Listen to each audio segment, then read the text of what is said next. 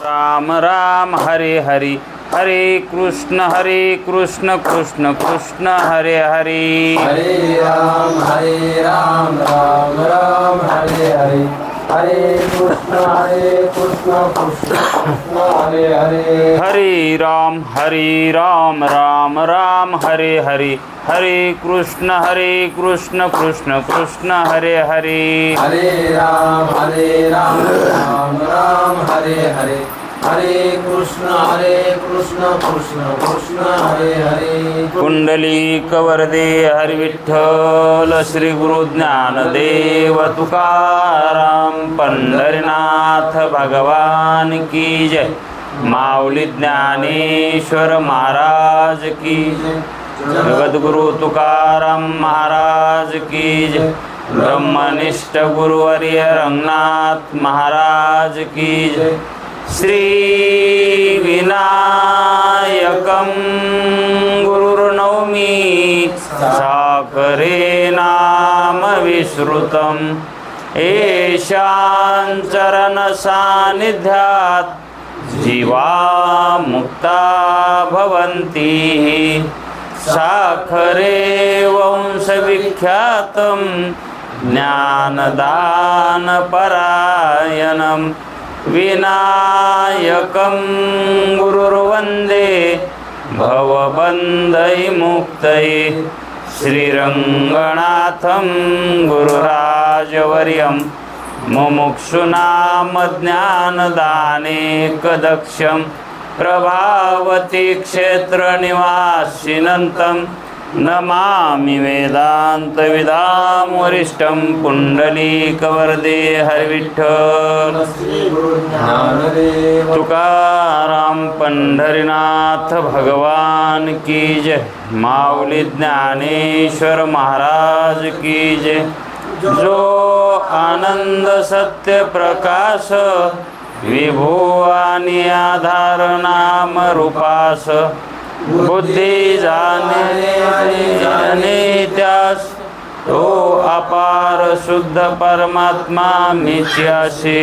माझे अपार स्वरूप समुद्रावरती, जणू तरंग ब्रह्मा विष्णू महेश गणपती, सूर्य चंद्र वरुण यम मिरविती, देवी कुबेर ही तैसेची.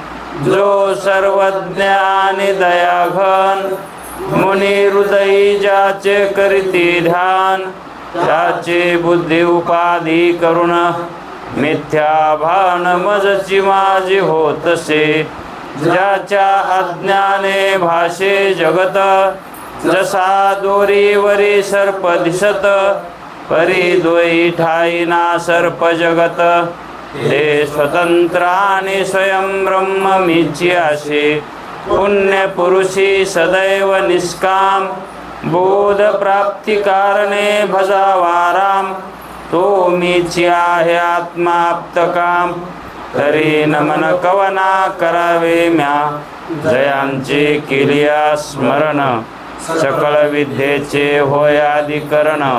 हेची वंदू श्रीचरण श्री गुरूंचे, ते नमस्कारो न्याता.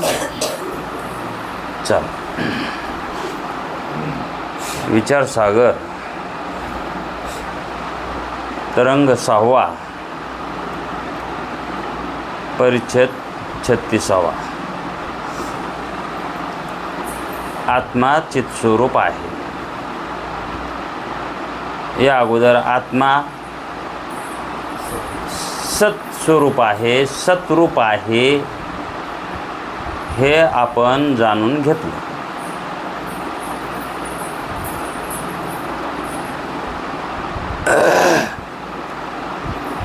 शिष्याला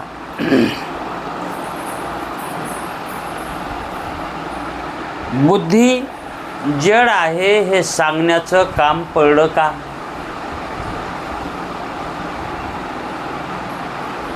कारण शिष्यानं शंका केली होती की हे संसार धर्म बुद्धीचे कसे असू शकतील. असा शिष्याला संशय आला आणि तोच गुरुजीला म्हणाला की गुरुजी, तुम्ही हे संसार धर्म, जन्म मरण, कर्तृत्व, भोक्तृत्व, सुखदुःख हे बुद्धीचे धर्म म्हणून सांगता आणि बुद्धी तर जड आहे आणि जड पदार्थ कुणाला आश्रय करत नाही. हा तुमचा निर्वाणीचा सिद्धांत आहे. जड पदार्थ कुणाला आश्रय देत नाही, देताच येत नाही. त्याचं तसं स्वरूपच नाही ना, कारण तो चेतन नाही. बोलूनच कसा आहे, जड आहे. हे गुरुजीला सांगायचं होतं की बुद्धी जड आहे आणि तिचेही संसार धर्म नाहीत. सांगायचंच होतं ना, आणि नाही सांगितलं तरीही आत्म्याचे नाहीत हे सिद्ध करायचं होतं. पण अनायासे शिष्यालाच तशी शंका झाली की गुरुजी बुद्धीचे धर्म म्हणून सांगत आहेत, पण बुद्धी जड असल्यामुळं ते धर्म बुद्धीचेही मानता येणार नाहीत. कारण जड पदार्थ धर्मवान नसतो. जड पदार्थ धर्मवान नसतो. धर्म सांसारिक आहे का पारमार्थिक आहे? धर्मच सांसारिक का पारमार्थिक? धर्माच्या गोष्टी परमार्थात का संसारात? धर्म परमार्थाला लागू आहे का संसाराला लागू आहे? संसार धर्मानं होतो का परमार्थ धर्मानं होतो? है का नाही? मग धर्म हे कुणाचे असायला पाहिजेत? सांसारिक बुद्धीचे का पारमार्थिक चैतन्याचे? धर्म कोणाचा असायला पाहिजे? धर्मानं कौरवाची बाजू घेतली का पांडवाची घेतली? है का नाही? धर्म हा आपण जितका शुद्ध करू तितका आपणाला चैतन्याचं ज्ञान होणार. धर्मावर अवलंबून आहे.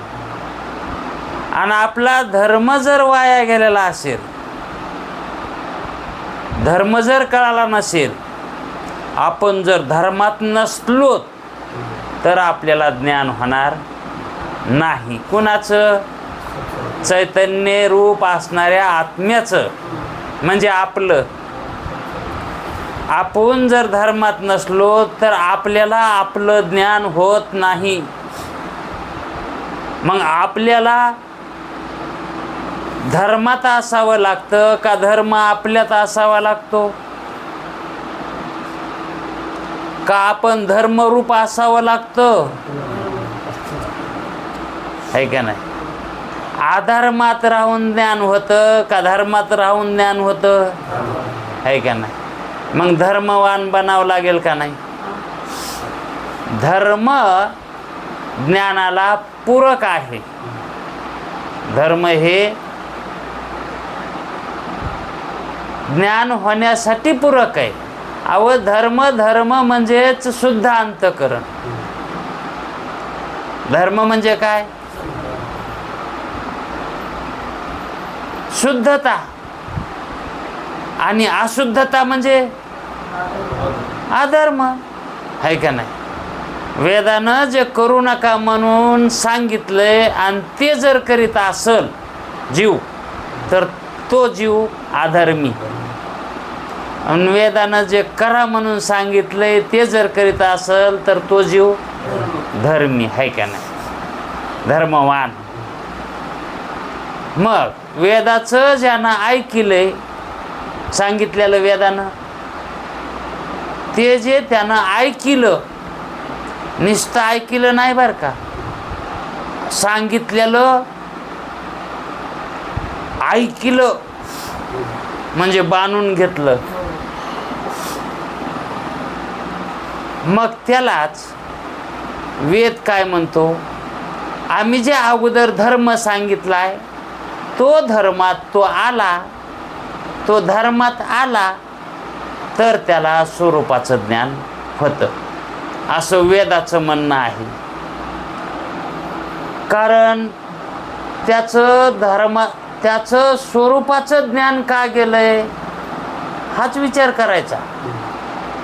त्याला त्याचं ज्ञान का राहिलं नाही जीवाला, मी कोण आहे हे का कळना त्याला, कारण त्यानं अधर्म बाळगला आणि त्या अधर्माच्या योगानं ज्ञानच गेलं. धर्म गेला, आता धर्मात नाही म्हणलं धर्म तर गेलाच, त्याच्यात तर काही पण ज्ञान सुद्धा गेलं. आपण आपली ओळख बुडविली काय होऊन, अधर्मी होऊन. मग अधर्म काय करतो, अधर्माचं स्वरूप काय, ओळख बुडविणे. म्हणजेच ज्ञानावर पडळ आणणे, ज्ञान स्वरूपाता झाकून टाकणे, हे अधर्माचं लक्षण आहे. आणि धर्माचं ज्ञान करून आहे का नाही. म्हणून धर्मात येऊन अध्यात्म कळून घ्यावं लागतं. धर्म अध्यात्म कळून देत नाही, धर्मात आल्याशिवाय अध्यात्म कळत नाही. मग धर्माचं काय काम आहे, ज्ञान होण्याजोगं वृत्ती करून देणं. ज्ञान होण्याजोगी वृत्ती हे कोण करून देतं, धर्म करून देतो ना. मग सत्कर्म उपासना ह्या कशात सांगितल्यात, धर्मात सांगितल्यात का अध्यात्मात, आहे का नाही. सत्कर्म उपासना ह्या धर्मात आहेत, आहे का नाही. आणि ज्ञान अध्यात्मात आहे. मग अध्यात्म प्राप्त होण्यासाठी, अध्यात्म आत्मसात होण्यासाठी म्हणजे अध्यात्मज्ञान धर्मात आल्याशिवाय होत नाही. म्हणून धर्म सांगितलाय. पण शिष्याला ही जी बुद्धी धर्मवान करायची सांगितली होती, है का नाही, ती धर्मवान करायची सांगण्याचा उद्देश का होता, काय होता, त्या बुद्धीमध्ये अधर्म नांदत होता. आणि तो अधर्म बुद्धीतला काढला तर ती बुद्धी धर्मवान होणार. आणि बुद्धी धर्मवान झाली की त्या बुद्धीला अध्यात्मज्ञान कळणार. मग अध्यात्मज्ञानामध्ये काय कळतंय तर आपण कोण आहोत, है का नाही. हे सरळ गोष्ट आहे ना. आता हे आम्ही सांगायलोत का शास्त्र सांगायले, है का नाही. आमच्या विश्वास ठेवूच नका. शास्त्र काय सांगतंय, वेद काय सांगतंय याच्यावर विश्वास ठेवावा. आता शास्त्र कधीच खोटं बोलत नसतं, वेद कधीच खोटं बोलत नाही. महाराज तरी खोटं बोलन, पण शास्त्र खोटं बोलत नाही. महाराज खोटं बोलतात ना. जरी समजा 5,000 ठरविले आणि 5,000 दिले, बाहेर जाऊन फोन करायचं तर याच्यात 5,000 नाही, तो 4च येतो, ते 1000 पटकन आणून द्या. खोटे बोलला का नाही महाराज. मग खोटे बोलणारा महाराज असतो का. मग खरा महाराज कोणाला म्हणावं, ज्याचा परमार्थ अवस्थेमध्ये पैशाचा आणि परमार्थाचा संबंध नसू नये तो महाराज आहे का नाही. पण आजकाल महाराज लोक त्याच्याशिवाय त्यांचं पानच हाला नाही. कशासाठी सांगायचंय, अधर्म किती घुसलाय. मग अशांना अध्यात्म कळण का हो. मग अध्यात्मच कळा नाही तर अध्यात्म सांगतेन कावा. आणि त्यांनी अध्यात्मच नाही सांगितलं तर जीवाला कळण कावा. परमार्थ करायचंय म्हणजे काय काय कशासाठी करायचं आहे का नाही. मुक्त होण्यासाठी, स्वस्वरूपाची प्राप्ती करून घेण्यासाठी, मोक्ष प्राप्त करून घेण्यासाठी आहे का नाही. भ्रांती घालविण्यासाठी. मग भ्रांती कशानं जाती. भ्रांती घालवायची म्हणल्यावर कशानं जाईन. ज्याची भ्रांती झाली, ज्याची भ्रांती झाली त्याचं ज्ञान झाल्याशिवाय कशी जाईन.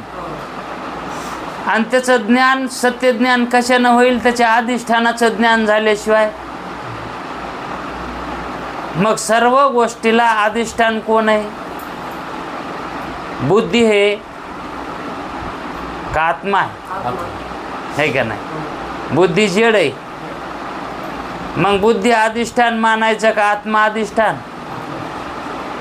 अधिष्ठान आत्माच आहे ना. बुद्धी कवा अधिष्ठान म्हणून सांगितलं का याच्या अगोदर. बुद्धीचे धर्म म्हणून सांगितले असतील पण अधिष्ठान म्हणून. सगळी चूक करीत नाही शास्त्र. चूक करतंय समोरच्याच्या हितासाठी.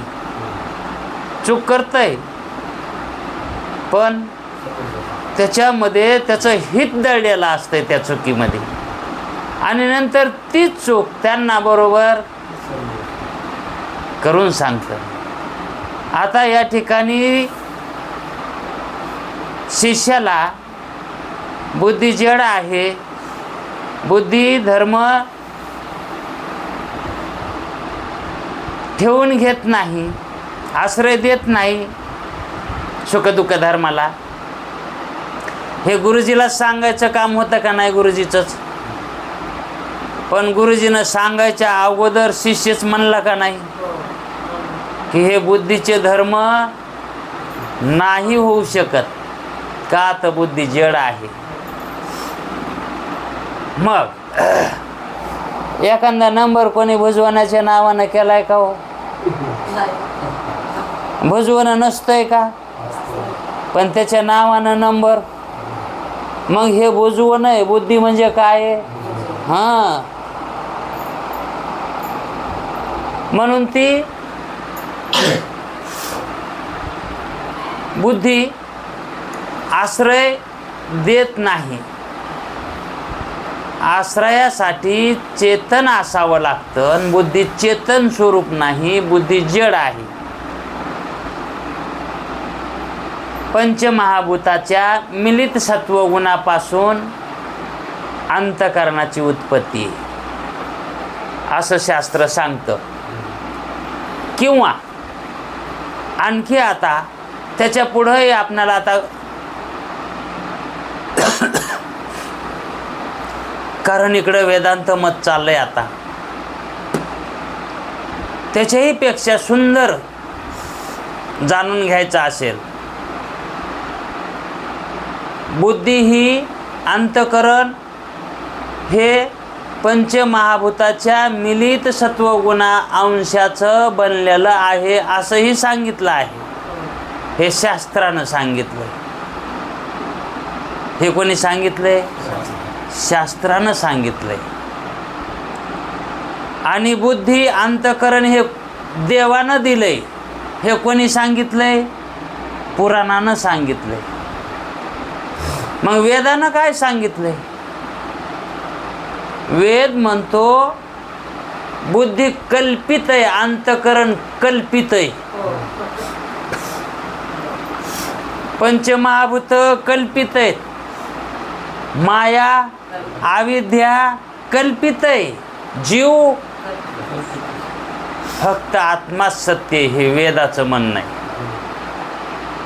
कोण काय बोलतंय परमार्थातलं हे आपल्याला शुद्ध बुद्धीनं ऐकावं लागेल. कारण इथं वेगवेगळं बोलते तर पण त्यांच्या बोलण्याचा रोग कळावा लागतो. पुराणामध्ये देह कोणी दिलाय? भजना गोमाट देह दिला कोणी दिला म्हणायले का नाही? हे पुराणाचं मत आहे. मग देवानं दिला असं का म्हणायले? देवाचं अस्तित्व मानण्यासाठी. हा, आणि जर पुराणानं तसं नसतं सांगितलं तर देव मानला असता का? पूर्व अवस्थेत परमार्थाच्या परोक्षासाठी सांगितलंय का नाही? ते परोक्ष ज्ञानच आहे ना. तर देवानं दिलाय का याच्या कर्मानं याला मिळालाय? उडालं का त्याचं मत? आता पुराणाचं मत झालं का नाही खंडित? पण आपण ते मत जवळ घेतलं होतं का नाही? जवळ घेऊन खंडित केलंय. जवळ न घेता खंडित करणं हे शहाणपणा नाही. हा, जवळ घेऊन दूर लोटावं. कधी कोंबडी पिल्ले कवा सोडी ती? जवळ घेऊन सोडी ती. ते जवळ स्वतःचं रक्षण त्यांना करता येत नाही तोपर्यंत त्यांना सोडित नाही. आणि त्यांचं ते रक्षण त्याला जरासं गुडाय आलं की मग ती पक्ष्याचं सगळ्या तसंच आहे ना. तसं पुराणाचं मत हे वेदांत्यांनी जवळ घेतलंय. कवर त्याला शास्त्राचं मत कळूच तर आहे का नाही? किती अटकल आहे बघा ना, किती अटकलीचा परमार्थ आहे हे. हा, परमार्थ अटकलीचा आहे ना. मग शास्त्र जोपर्यंत कळत नाही तोपर्यंत पुराण सोडायचं नसतंय. वेद कळत नाही तोपर्यंत शास्त्र सोडायचं नसतंय. हा, आणि जोपर्यंत सोमत तयार होत नाही, हा, स्वप्रमाण तयार होत नाही तोपर्यंत वेद सोडायचा नसतो. पण सोमत तयार होत नाही वेद गुरु मिथ्या असं होतंय का नाही? अरे पूर्ण झाल्याशिवाय, मनोरथ पूर्ण झाल्याशिवाय साधनं सोडू नाही, है का नाही? पण मला तर वाटतंय पूर्ण झाला तरी साधनं सोडू नये, साधनातच राहावं. केलेले साधनं कसे सुटतात? केलेले साधनं सुटत नसतात. कारण त्यांनी जन्मभर ते साधन केलेलं असते, ते कसं सुटन?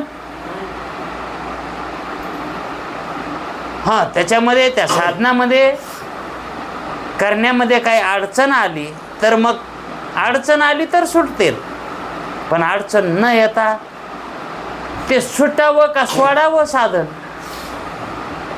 साधन सुटावं का सोडावं? कोणत्यात लाभ आहे? साधने सरती आपीशी. हा, तृप्ती झाली या जैशी, आणि साधने सरती आपेशी, आपेशी आपोआप. त्याप्रमाणे आता या म्हणण्यात माऊलीचा काय रोख आहे? तृप्ती झाल्यावर आपोआप नको म्हणतो, आता बस झालं म्हणतो, वाढू नका. ते जेवण्याचे साधन आता नको म्हणतो. का? तृप्ती झाली ना. मग झाल्यावर नकोय, हे का नाही? पण सोडूच नाही. मग काय जेवतच राहावं का? पुन्हा जेवावंच लागेल ना. आता ब्रह्मरूप झाला, तुम्हाला जेवणाची गरज नाही. कमून गरज नाही? देह आहे ना, देहाला लागतंय ना. प्राणाचे धर्म आहेत ना ते आमचे जरी नसले, आपले जरी नसले, मुमुक्षूचे जरी नसले, तरी पण त्याला देह आहे, देहाला प्राण आहे, प्राणाला धर्म आहेत. ते त्यांचे कार्य करत राहतात, त्यांना ते लागत आहे ना. या देहामध्ये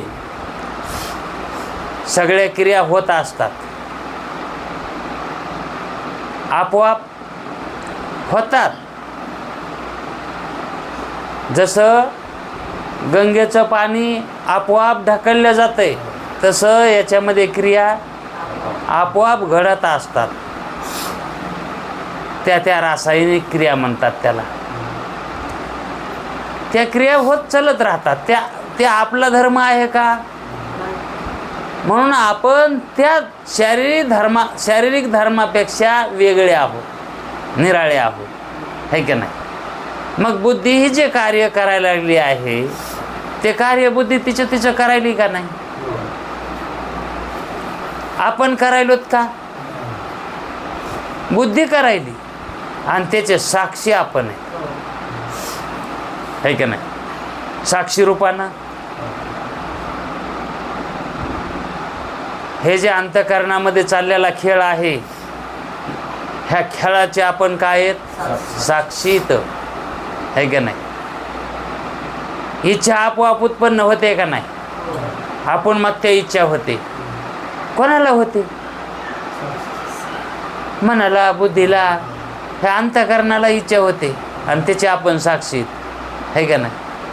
पण ज्ञान नसल्यामुळं तो साक्षीच म्हणतो मलाच इच्छा झाली, है का नाही? ते काय म्हणते?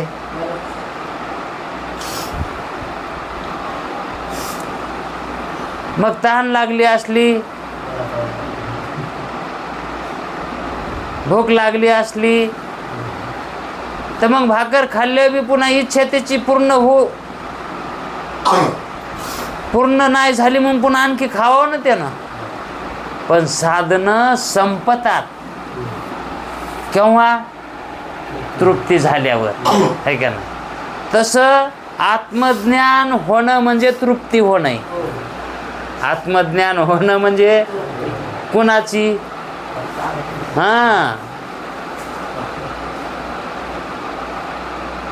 आत्मज्ञान कुणाला गरज पडली घ्यायची? आत्म्याचं ज्ञान कुणाला? ज्याला मी आत्मा नाही असं वाटू लागलं, काय केलं? म्हणजेच तो भ्रांतीने स्वतः कोणीही मानू लागला, त्याला गरज आहे आत्मज्ञानाची. ज्याला सुखदुःख होऊ लागले, त्याला गरज आहे आत्मज्ञानाची. मग हे सुखदुःख धर्म तो स्वतः मानू लागला, स्वतःचेच मानू लागला, म्हणजे आत्म्याचे मानू लागला. मग सुखदुःख धर्म हे आत्म्याचे असं आपणाला वाटायले का? आता सुखदुःख धर्म हे आत्म्याचे नाहीत इतकं तर कळालं ना. आणि ते धर्म कोणाचे आहेत? तर बुद्धीचे आहेत, हे असं कळालं होतं. धर्म बुद्धीचे आहेत, सुखदुःख धर्म बुद्धीचेच आहेत असं आपण मानू लागलो. पण शिष्य शहाणा असल्यामुळं शिष्य म्हणतो गुरुजी असं होऊ शकत नाही, है का नाही? आपण मथ्या खांडूक फुटलं का फोडावं लागलं? आपण मथ्याच झालं का नाही ते? म्हणून मोक्ष आपण आपल्या हातानं झालेला चांगला का गुरुच्या हातानं झालेला चांगला? आपण आपल्या गुरुला काही महत्व आहे का हो?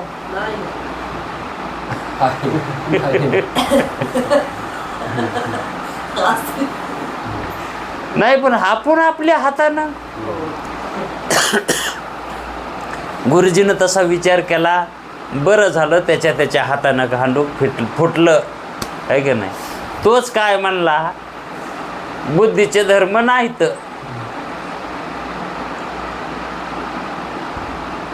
मग गुरुजीला बरंच वाटलं की आपण ज्याच्यासाठी प्रयत्न करू लागलो ते आपोआपच त्याला काही काही गोष्टी कळत्यात हो, आपोआप. ही नाही सांगितलं तरीही कळत आता. तसं त्याला सांगायचं काम पडलं का. मग त्यांचंही मत तसंच होतं की हे बुद्धीचे धर्म सुद्धा आता याचे ओढून द्यावेत. पण त्यानंच तसा प्रश्न केला. मग गुरुजी म्हणले हो तो खरं आहे. हा, अगदी खरं आहे तू म्हणणं. पण आम्ही का म्हणलो होतो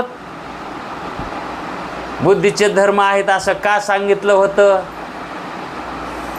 कारण बुद्धीचे जर धर्म नसते सांगितले तर तुला आस लागली असते की हे कोणाचे आहेत, मग कोणाचे आहेत. मग कोणाचं नाव जर नाही गवसलं तर तू म्हणला असतास नाही मग मयच येतं, आहे का नाही.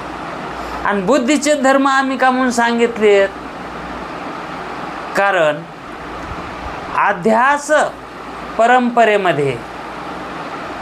परंपरेमध्ये चैतन्याच्या आश्रित जे अज्ञान आहे, चैतन्याचे आश्रित जे अज्ञान आहे, त्या अज्ञानाच्या ठिकाणी त्या अज्ञानाच्या ठिकाणी जे चैतन्य आहे,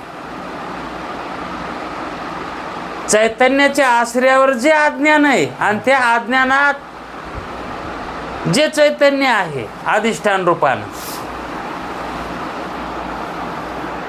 तर ते चैतन्य कशाला कारण आहे.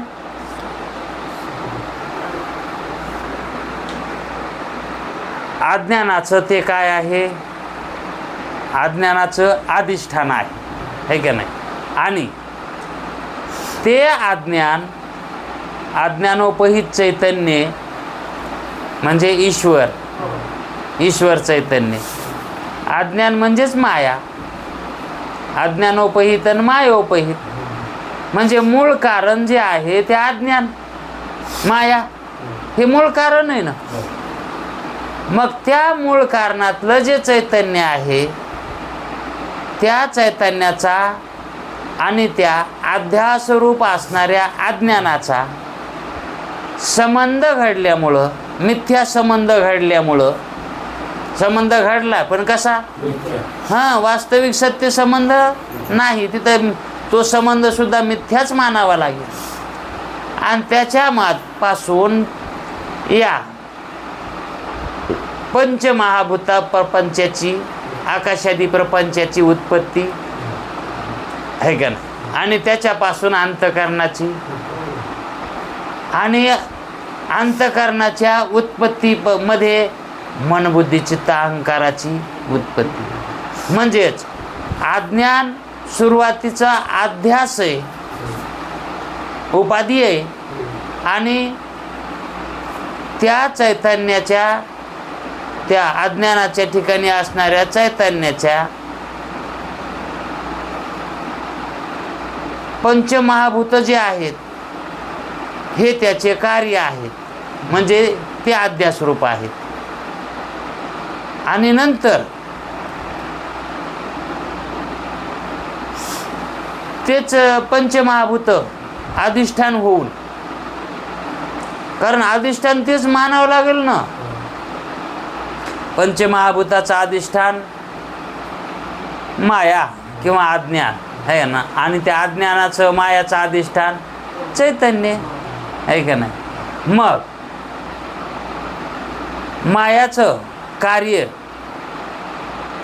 अज्ञान, अज्ञानाचं कार्य अविद्या, अविद्याचं कार्य पंचमहाभूत, आणि पंचमहाभूताचं कार्य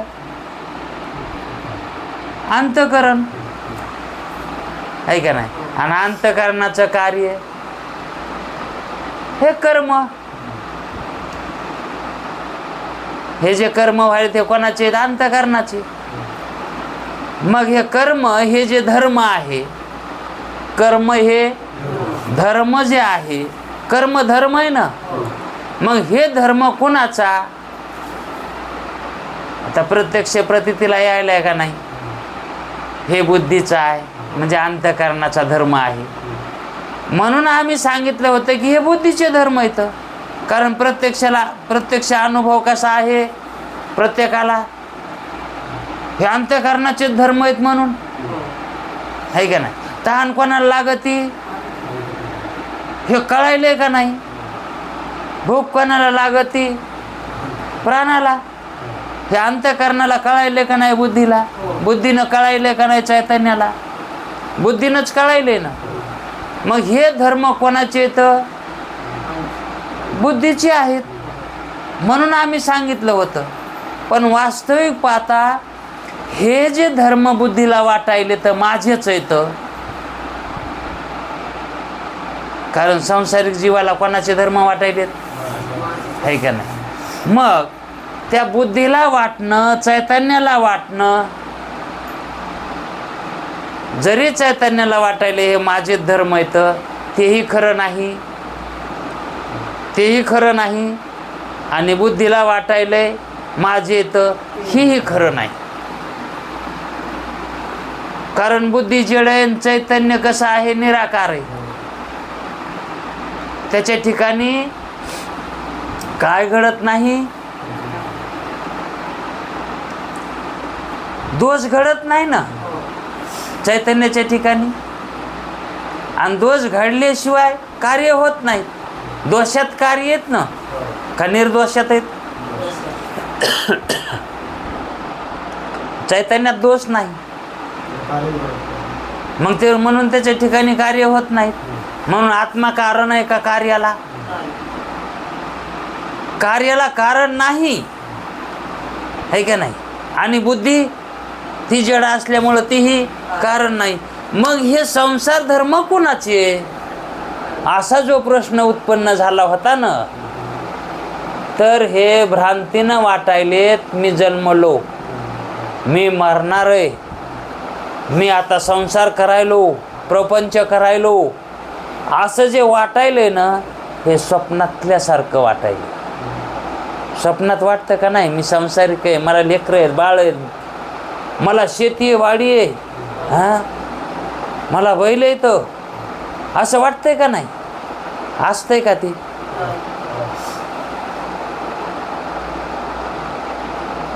आणि दिसत नाही का ते? आणि तेव्हा असतंय वाटत नाही का?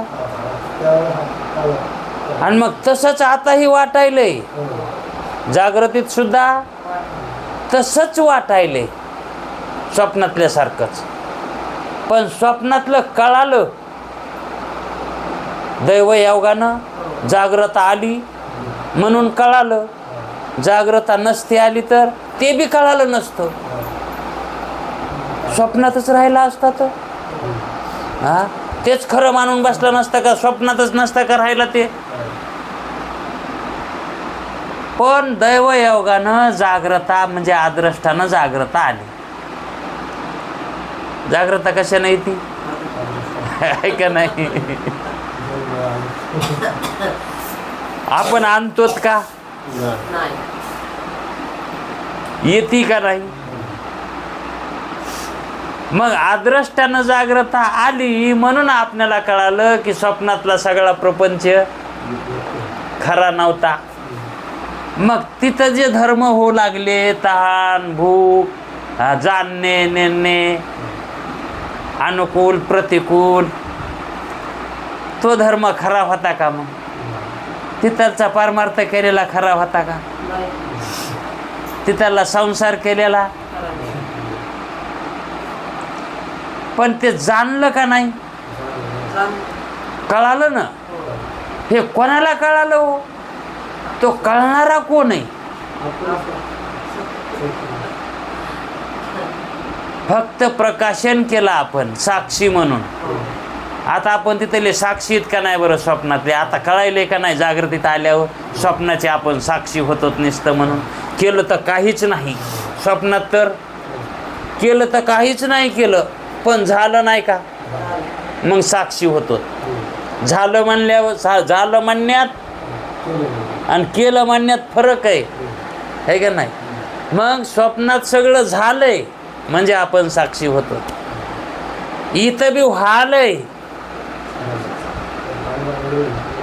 पण वाटाना. तसं का वाटाना?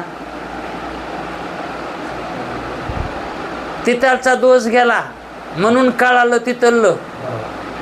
निद्रा गेली, निद्रा दोष गेला म्हणून स्वप्न कळालं. मग इथलचं अज्ञान जावं ना, अज्ञान गेलं की मग कळत आहे की हेही स्वप्नासारखंच आहे. मग आता हे धर्म कोणाच्या बोकांडी बसवा? आता बुद्धी सुद्धा काय मावळ, बुद्धी सुद्धा टिकली राहिली का आता? मग हे जे व्हायले ते कसं व्हायले? स्वप्नगत व्हायले. म्हणून संतांनी जागोजाग सांगितलंय शेवटचा सिद्धांत की हे सगळं स्वप्नाप्रमाणे मिथ्या आहे बाबांनो, स्वप्नाप्रमाणे मिथ्या आहे. हे जाणून घ्या, हे जाणून घ्या. तुम्हाला जाणता येतंय, तुम्ही जाणणार येत. जीव कसे येतं? जाणणार येत का नाही? कोणाला कळालं स्वप्न? आपल्यालाच. मग आपण जाणणारे आहेत का नाही? मग जाणणाऱ्याला कळत आहे ना, जाणता येतंय ना की आता हे जागृत प्रपंच सर्व मिथ्या आहे. अज्ञानाच्या योगानं आपल्याला प्रतीतीला यालाय, अज्ञान या उपाधीनं प्रतीतीला यालाय. जसा निद्रा दोषानं स्वप्न प्रतीतीला आलं होतं तसं अज्ञान ही झोपच आहे. अज्ञान म्हणजे झोपच आहे. ह्या झोपेनं आपल्याला हे प्रपंच दिसायला, म्हणून हे बी स्वप्नच आहे आणि तेही स्वप्नच आहे. मागे आपण चौथ्या तरंगामध्ये याचा खुलासा केला आहे. जसं स्वप्न आहे तशीच जागृती आहे का नाही? त्याच्यामध्ये अष्टवक्र आणि राजा जनकाचा दृष्टांत घेऊन सांगितलं होतं का नाही? म्हणजेच स्वप्नाप्रमाणेच जगत आहे, जागृती आहे का नाही? मग या ठिकाणी धर्म कोणावर ढकलावेत? ढकलायचा संबंधच पडत नाही. ढकलायचा संबंधच पडत नाही. दोरीवरला सर्प जर मारला तर त्याला उचलून टाकायचा संबंधच पडत नाही. नाही म्हणले वास येईन, याला उचलून टाका पुन्हा. अरे होता का आधी?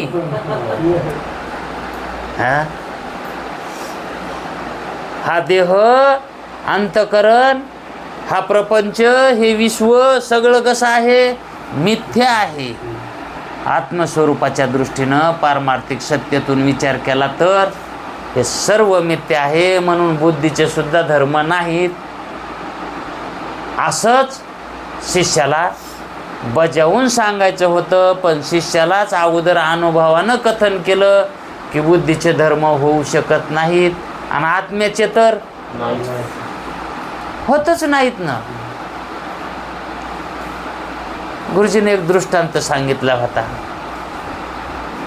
सुपाचा आणि चाळणीचा. सूप आणि चाळणी दोघं एक दिवशी संग वाटानं चालू लागले. सूप आणि चाळणी. आता चलत चलत त्यांना एक समोरून धोतरावाला आला आणि मग त्यात चाळणीनं धोतरावाला बघितला, सुपानं धोतरावाला बघितला, पण ते बिड्या वाढणारा होतं. कोण? आणि त्याच्या धोत्राला एक सुराख पडलं. बिडी वाढता वाढता गुलपाळला असं त्याला सुराख पडलं. मग त्या चाळणीनं बघितलं, सुपानं बघितलं, पण चाळणी हसली. कोणाला बघून? धोत्राला बघून. मग ते धोत्रावाला म्हणलं, चाळणीबाई का हसायला? तर ती म्हणली, धोत्राला सुराख पडले. मग धोत्रावाला म्हणला, माया तरी धोत्राला एकच आहे, तुला किती? तर चाळणीला किती असते? तर मग इतके सुराखा असताना तुला लाज वाटा नाही, माया एका याची तू लाज काढायलीस, एका सुराखाची. हा, सोपानं जर काय म्हणलं असतं तर मी काय म्हणलं नसतो. सुप सिद्धांत कळायला ना, पण सुप जर म्हणलं असतं तर मी काय म्हणलं नसतो त्याला, कारण ते कुठं गळक नसतंच. पण चाळणीनं दोष द्यावा का? कशासाठी सांगायचं होतं? कारण हे दोष आत्म्यावर द्यायचा. आत्म्यानं म्हणावं हे धर्म कोणाचे येतं? बुद्धीचे येतं. पण बुद्धीनं म्हणावं का हे इंद्रियाचे आहेत म्हणून? बुद्धीनं हे धर्म इंद्रियावर ढकलावेत का? सांगायचं तात्पर्य, ज्याचा जसा अधिकार असेल त्या अधिकारानुसार दोष द्यावा. चाळणीच्या ठिकाणी हा अधिकारच नाही दोष देण्याला. धोत्रावाल्याला दोष देण्यासाठी अधिकार नाही. सुपाला आहे पण ते देत नाही, ते फटकीत राहतं. ते काय करतंय? फटकीत राहतंय. ही गाळीत राहते. ही गाळीत असून दोष देते. पण ते मुख्य काय सांगायचं होतं ते पण विसरलो मी आता. ते हसण्यात गेलो ना.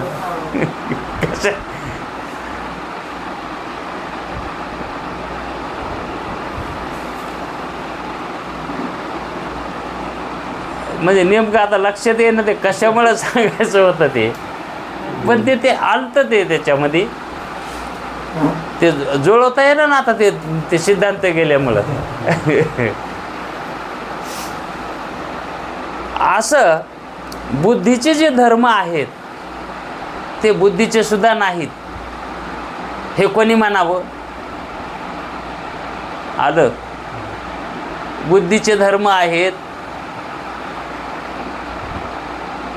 असं कोणी म्हणावं, आणि बुद्धीचेही धर्म नाहीत असं कोणी म्हणावं? इंद्रियानं म्हणावं बुद्धीचे धर्म आहेत, पण आत्म्यानं म्हणू नये बुद्धीचे धर्म आहेत म्हणून. इंद्रियानं म्हणावं हे बुद्धीचे धर्म. दोष इंद्रियानं द्यावा, दोष इंद्रियानं द्यावा की हे धर्म बुद्धीचे आहेत म्हणून, कारण त्याच्यावर बुद्धी आहे, इंद्रियाच्या वर बुद्धी आहे. पण आत्मज्ञानवानानं म्हणावं का हे बुद्धीचे धर्म आहेत म्हणून? बरं झालं गोसलं. आत्मज्ञानामध्ये आत्म्याचे तर धर्म नाहीतच, पण बुद्धीचेही नाहीत असं कळावं लागतं. म्हणून आत्मा सत्स्वरूप आहे, आत्मा सत्य स्वरूप आहे. मग चित स्वरूप कसा? तर आत्म्याला आपण चित स्वरूपचं थोडं घेतलं होतं का? हां, थोडं घेतलं होतं. आत्मा चित स्वरूप आहे. आता आत्म्याचं एक लक्षण सत्स्वरूप आपण जाणून घेतलं. आता चित स्वरूप म्हणजेच ज्ञानरूप, ज्ञान प्रकाश रूप. चित स्वरूप म्हणजे ज्ञान प्रकाश रूप. म्हणजेच आपण प्रकाश जो म्हणतो उजेडालाच म्हणतो, पण ह्या उजेडाच्या प्रकाशामध्ये नाना प्रकारचे प्रकार आहेत. ह्याच्यामध्ये नाना प्रकारचे प्रकार आहेत आणि ते स्वतंत्र नाहीत. ते प्रकाश हे जे प्रकाशित आपल्याला दिसतात ना, हे स्वतंत्र नाहीत. कारण त्या प्रकाशाचं सुद्धा प्रकाशन करणारा चेतनच असावा लागतो. प्रकाशाचं प्रकाशन उजळलेलं कोणाला कळत आहे हो? आहे का नाही? झोपलेल्याला कळत आहे का जाग झालेल्याला? उजळड. कारण त्या उजेडाचं प्रकाशन कोणी केलं? उजळले म्हणून कोणी सांगितलं?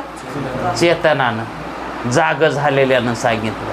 आहे का नाही? म्हणून ह्या प्रकाशाचं सुद्धा प्रकाशन त्या प्रकाशाला करता येत नाही. ह्या प्रकाशाला त्याचंच प्रकाशन त्याला करा येत नाही, म्हणून तर ते जड प्रकाश म्हणतात त्याला. मग खरा प्रकाश कसा? प्रकाश कशाला म्हणतात? आहे का नाही? ज्ञानालाच म्हणतात ना. प्रकाश म्हणजेच ज्ञान. हा, मग ज्ञान प्रकाश का प्रकाश प्रकाश? आहे का नाही? मग प्रकाश आहे का? ज्ञान प्रकाश आहे. कारण प्रकाशाचंही प्रकाशन ज्ञानानंच होतं आणि ज्ञान प्रकाशाचंही प्रकाशन ज्ञानानंच होतं. म्हणजे जडाचंही प्रकाशन ज्ञानानंच होतं, जडाचं, आणि चेतनाचंही प्रकाशन ज्ञानानंच होतं. आता या ठिकाणी काहींचं मत घेतलंय, विरोधाभास घेतलाय आणि त्याच्यावर पुन्हा टिप्पण्या केल्या. आत्मा चित्स्वरूप तर आहेच, हा सिद्धांत आहे. आणि प्रकाशरूप जे ज्ञान त्यास चित्त म्हणतात. चित्त प्रकाशरूप जे ज्ञान त्याला काय म्हणायचं? चित्त म्हणायचं. कारण चित्त जे आहे ना, हे चैतन्य रूप असतं. चित्त चैतन्य. कारण जे चित्त आहे का अंतःकरणामध्ये, त्या चित्ताची देवता कोण आहे? है का नाही? आणि नारायण म्हणजे कोण? कोण कोण सांगितलेलं, बरेच वेळेस सांगितले. नारायण कोणाला म्हणतात?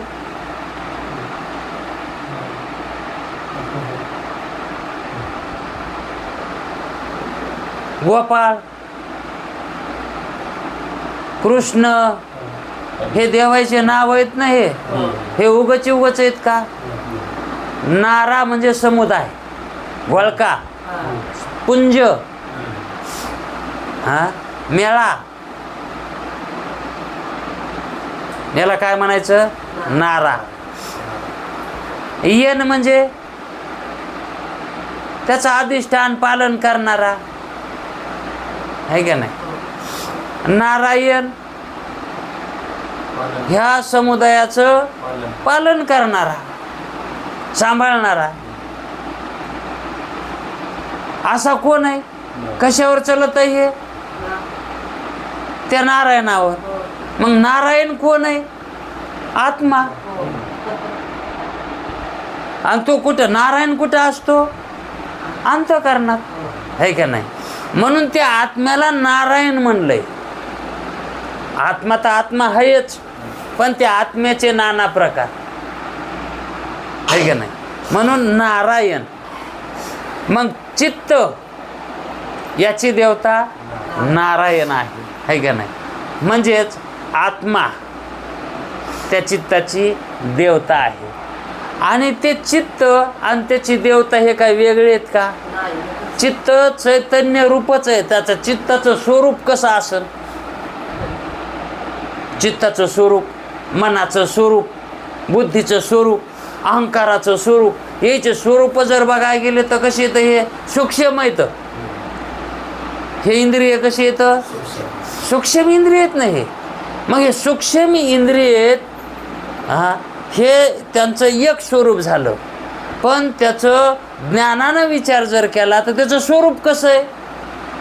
चित्त कसं आहे? नारायण रूप. अहंकार कसा आहे? रुद्र रूप. मन कसं आहे? चंद्र रूप. आणखी एक राहिलं, बुद्धी कशी आहे का नाही? बुद्धी कोण आहे? बुद्धीची देवता सरस्वती आहे का नाही? बुद्धी कशी आहे? सरस्वती रूप आहे. सरस्वती कोणाचं आहे? स्वरूप विद्येचं आहे का नाही? आणि विद्या कशी आहे? नित्य आहे. विद्या कशी आहे? रुद्र हे अवतार आहे. अवतीर्ण होणार आहे दैवत ते आहे का नाही? म्हणून तेही कसं आहे? नित्य आहे. आणि मनाची देवता चंद्र आहे. त्याला स्वतःचा स्वयंप्रकाश आहे का? कवा असतंय न कवा म्हणजे संकल्प विकल्प त्याच्यात आहेत, म्हणून ते बी खरं नाही. राहिलं कोण? चित्त. त्याची देवता म्हणजे आत्मा. त्याला कसं मिथ्या म्हणा? आत्मा कसा आहे? सत्स्वरूप आहे. मग चित स्वरूप जे आहे का ते आत्म्याचं स्वरूप आहे. आत्मा कसा आहे? मग चित स्वरूप आहे. मग ते चित स्वरूप ज्ञान रूप आहे का अज्ञान रूप आहे? मग ज्ञानासहित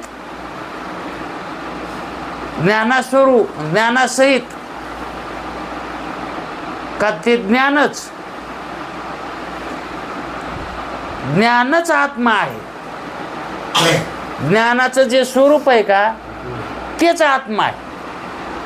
हे कळणं आहे ना आपल्याला, हे कळणे रूप जे आहे ना आपल्या ठिकाणी, ते कळणे रूपच हे आत्म्याचं रूप आहे. हे कोणाला कळायले? आणि आत्मा तसा आहे, ते कळणे रूप म्हणजे ज्ञान रूप. हा, हे कशानं कळायले? है का नाही? आणि हे कळणं कसं आहे? कळणं, जाणणं, समजणं कोणाला समजायले? आत्म्याला. आहे का नाही? हे कशामुळे? आता समजणं हे कसं आहे? विशेष रूप आहे का नाही? अंतःकरणाच्या योगानं समजायले आहे का नाही? पण हे आपणाला समजत आहे का नाही? आपल्याला हे समजायले. कोणाला समजाना हो? प्रत्येकाला समजायले का नाही? आणि मग ज्याला समजत आहे ते कोण आहे? आत्माच आहे ना. त्यालाच कळत आहे, दुसऱ्याला कळत नाही, समजत नाही दुसऱ्याला. कोणा? सगळे जड आहेत.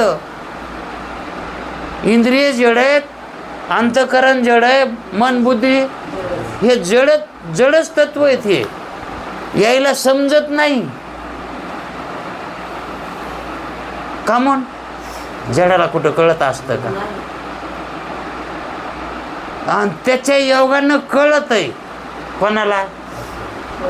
ज्याला समजत आहे त्याला. हे कळणाऱ्याला समजत आहे, आणि ज्याला समजत आहे का त्याला कळत आहे. ज्याला समजत आहे का त्याला कळत आहे, आणि ज्याला कळत आहे ना त्याला समजत आहे.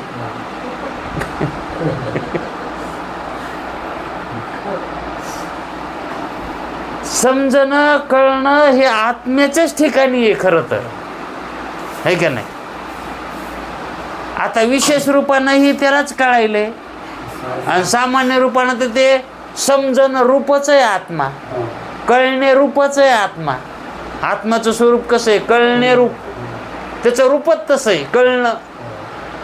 आता ते बटन दाखवा येते का? मग आत्मा दाखविता येतो का? आणि हे लोक याच्यावर दाखवायले टीव्हीवर, याच्यावर हे आत्मा, ती आत्मा ज्योत, हे प्रकाश आत्म्याचा, आणि लोक त्यालाच भुलायले. तो हा किती भुलायलेत लोक. आणि आत्म्याचं स्वरूप कसं आहे? कळणे रूप आत्मा आहे, समजणे रूप आत्मा आहे, जाणणे रूप आत्मा आहे. मग आता हे सगळ्या गोष्टी कशा झाल्यात? ज्ञानात चालल्यात आहे. म्हणजे ज्ञान रूप झालं का नाही सगळं? मग आत्मा कसा आहे? आणि हे आत्म्याचं स्वरूप आहे, म्हणून त्या आत्म्याला चित स्वरूप म्हणतात.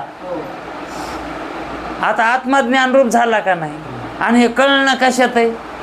ज्ञानात आहे ना. आणि मग प्रकाशनता कशानं करता येते? आणि म्हणून ते ज्ञानरूप प्रकाशता जी आहे ते आत्मस्वरूप आहे. ज्ञानरूप प्रकाशता जी आहे का ती आत्मा आहे, म्हणून त्याला चित्स्वरूप म्हणतात. पण टाइम झालाय, बघू द्या आणखी. पुंडलिक वरदे हरी विठ्ठल. श्री गुरु ज्ञानदेव